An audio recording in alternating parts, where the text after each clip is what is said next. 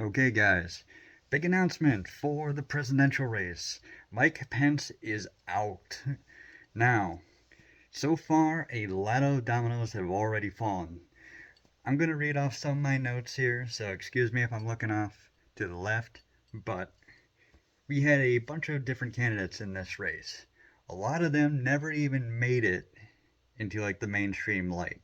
Guys like Corey Stapleton, Ryan Blinkley, Eric John Bolner never stood a chance.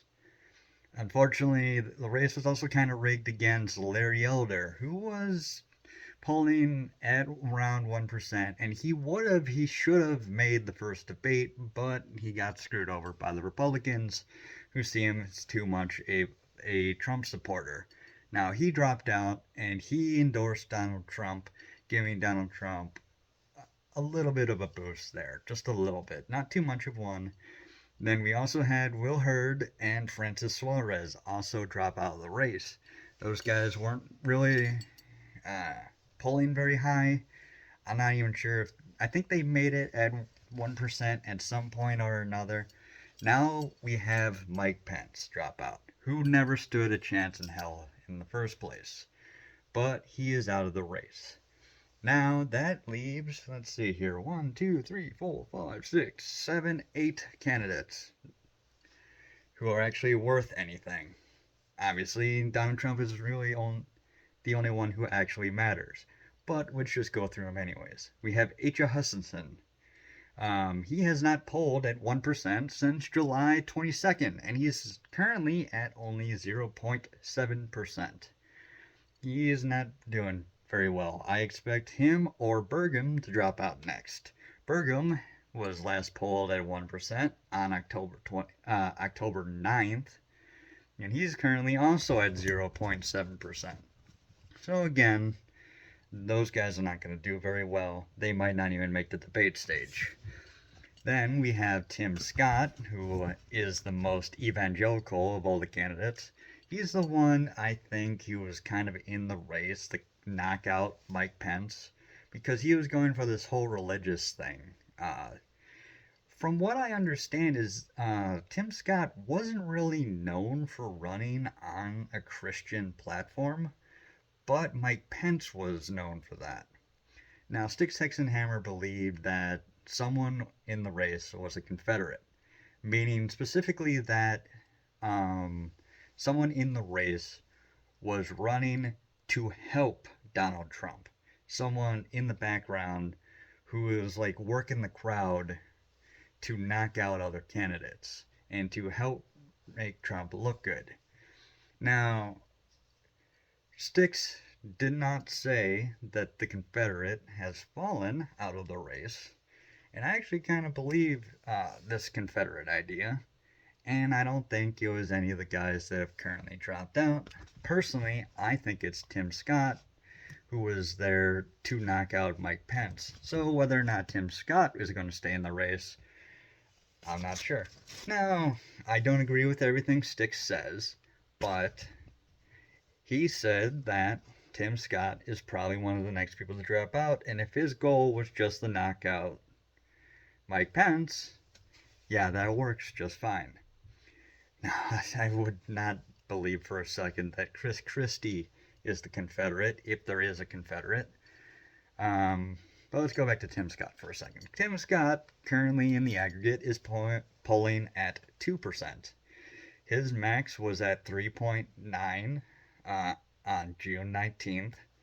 It hasn't polled at 3% since August 26th. He was never able to break 4%. He might now that Mike Pence is out of the race, and he will probably make the debate stage, unlike the Hutchinson and Burgum.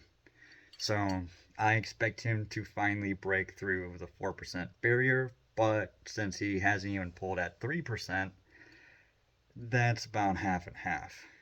His race is not really that important, except for the fact that he is a sitting senator, which is actually very important because if he loses this race too badly, he might not be able to keep the senator position.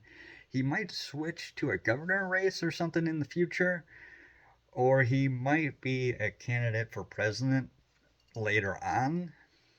Now, as much as I would like a candidate like him, simply because of his Christian values, in terms of MAGA, he doesn't seem like he's enough of a strongman to actually push forward the America First agenda. And I like the guy. He's probably one of the guys I like most in the race.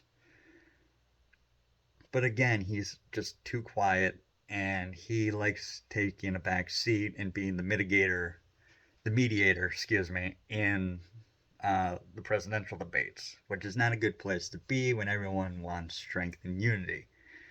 And he can possibly unite the party in the future, but yeah, he doesn't have the strength. He doesn't have the force of personality.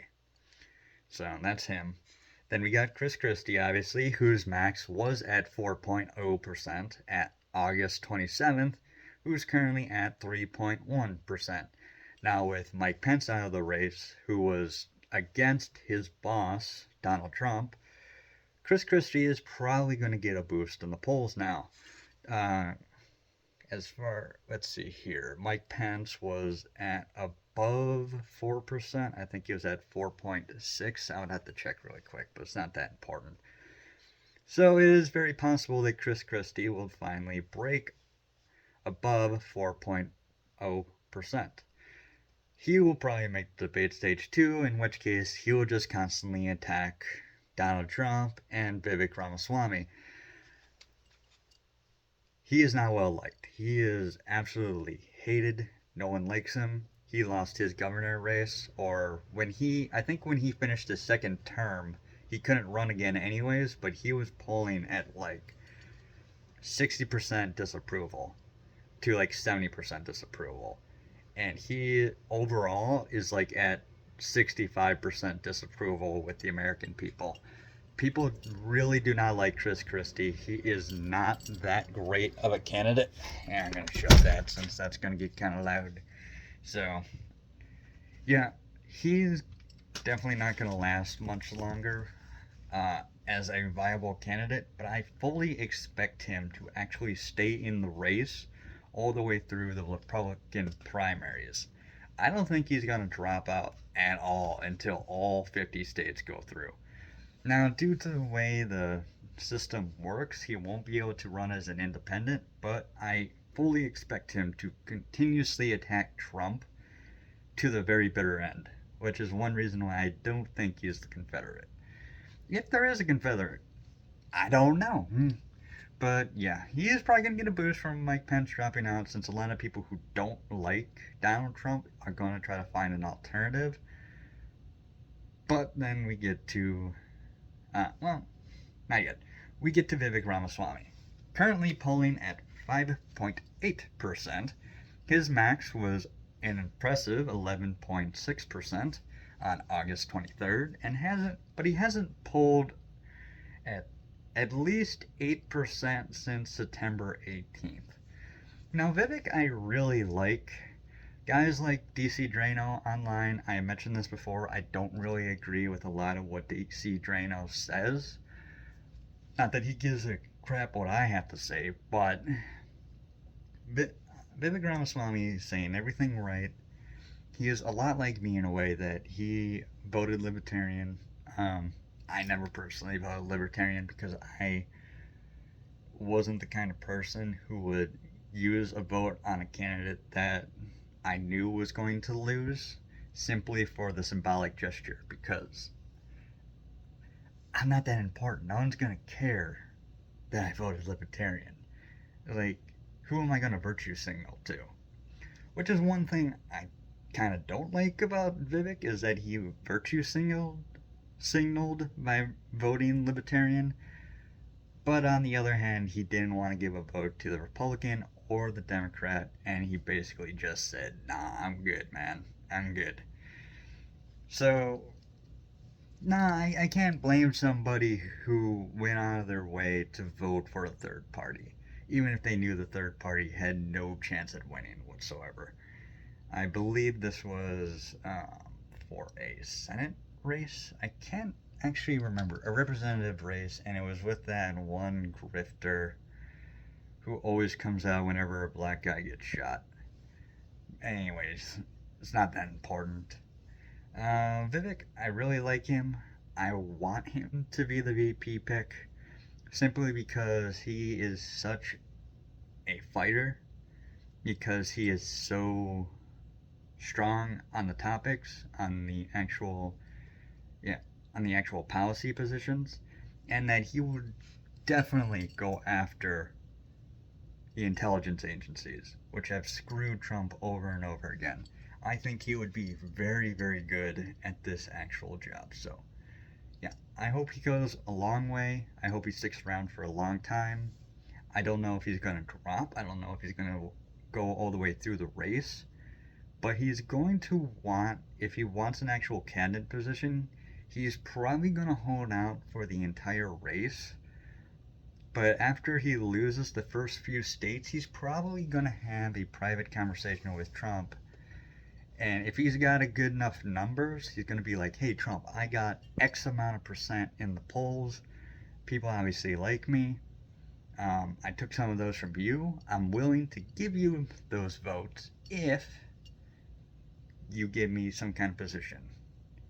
Now, I'm not 100% sure on how ambitious he is, and I'm not 100% sure on if he's going to go that far to just go straight and ask Trump for it, or if he's going to or if he's going to wait around and hope that Trump comes to him. But I'm not 100% sure. We're going to see how that shakes out. We still have no idea who Trump's vice presidential pick is going to be. Okay, now we come to Nikki Haley, who is now polling at her highest point so far. She is polling at 8%. She is the candidate who's basically around who the establishment Republicans are backing, sorta, since DeSantis has been collapsing. People have been jumping ship from DeSantis and now starting to go to Nikki Haley. And she is probably also going to get a boost from Mike Pence dropping out. So she's currently at her highest point at 8.0%, as I said, which it's not as high as Vivek Ramaswamy, but now, with Mike Pence out, Nikki and Christie are going to be focusing their ire on Ramaswamy, and Ramaswamy doesn't have to deal with Mike Pence anymore, which means it's DeSantis, Haley, and Christie against Ramaswamy. So Ramaswamy is going to get swarmed. And I don't think anyone else is going to make it besides maybe Tim Scott, who will again be a mediator who won't defend Ramaswamy. But yeah, Ramaswamy is going to be on the defense, and he's going to have a hard time right now with Nikki Haley being the warmonger in the party, who a lot of Republicans are going to want to get behind. Now, personally, for me, I'm in the military. I want to make sure that our military forces get enough funding in order to defend ourselves, but I don't want us getting into a war, okay? So, Ramaswamy is also better on that point from a military perspective. Is that a lot of military guys are not going to want to get into a world war because they don't want to die, even if they are willing to fight to the death. Whereas Ramaswamy is willing to use the military forces to go down to the southern border to protect us, something that I have to admit, the Biden administration was thinking about sending reserve Marines down there, 3,000 of most to help. That disappeared very quickly. Instead, we sent 3,000 people overseas to Europe. Just in case something kicked off with Ukraine. Well, now we got an entire MEU, which is about 2,500 Marines, over in Israel, or on the ships near Israel, which I think is actually a good sign. From a perspective, a MEU is actually the smallest expeditionary unit we could have.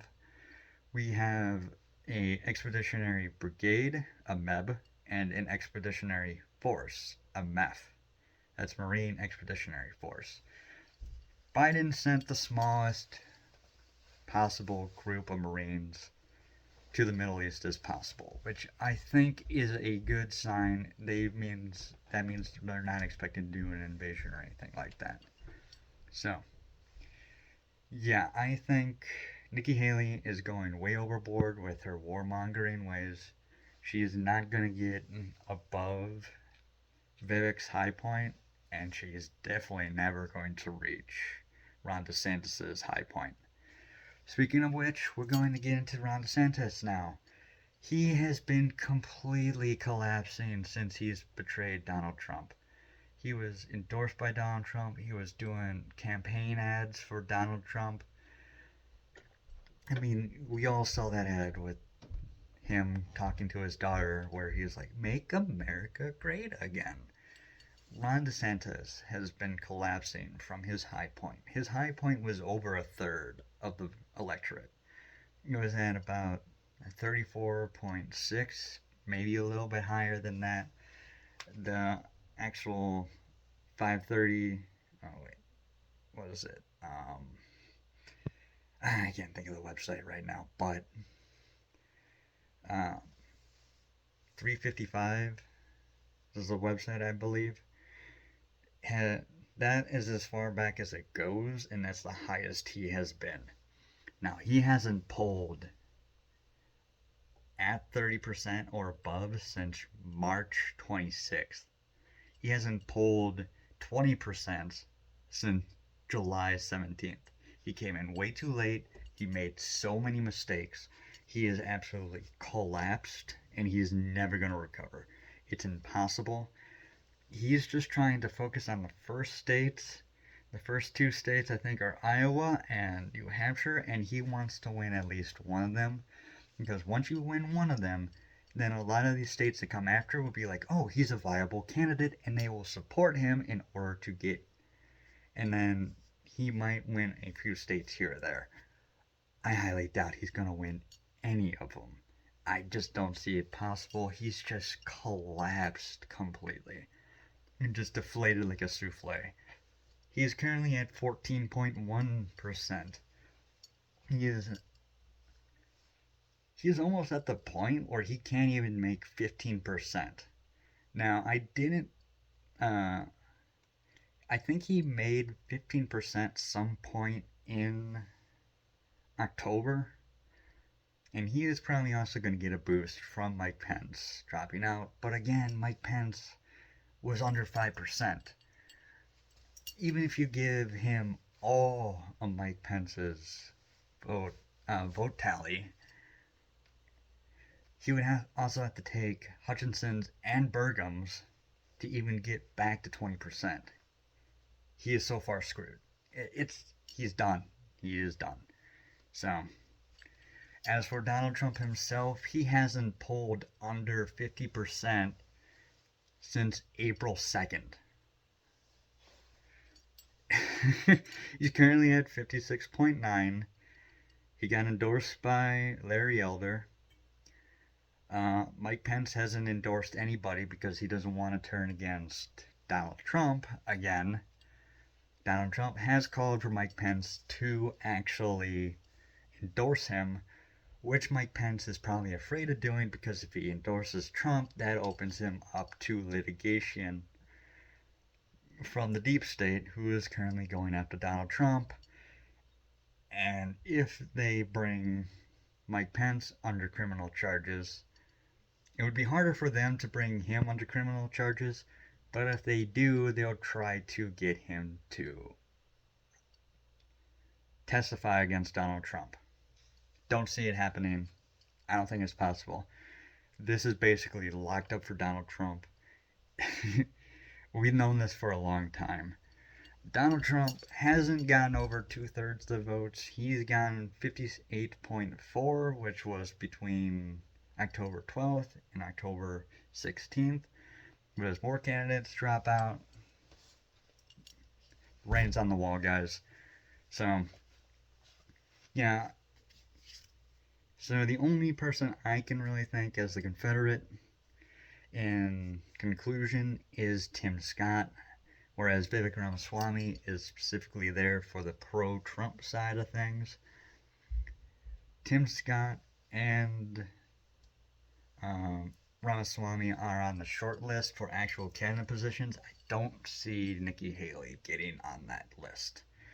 Simply because she's going after Ramaswamy too hard and she's too much of a warmonger establishment Republican, which Trump tried that with Mike Pence and it didn't work out for him. And Ron DeSantis is completely out of the question. And any other candidate that was in, well, Trump just basically thinks that they're all losers, and he's not wrong. He's not wrong. So, I mean, maybe Larry Elder. Larry Elder is a good guy, and he could make the argument that Larry Elder was screwed by the establishment Republicans, and therefore he needs to be in a cabinet position, such as Secretary of State or some other position, which will give him a little bit of clout in order to try to run for California's governorship again once Newsom is finally out of that position. But I don't believe that California is going to vote in a Republican governor in a very, very long time, especially since a lot of Republicans and right-leaning independents have basically fled that state. It's going to be a long time for New York to flip too, but it is what it is. So, yeah, that's basically it for that, guys. Again, Donald Trump completely locked it up. We have two candidates still in the race that are going to be supporters for Donald Trump.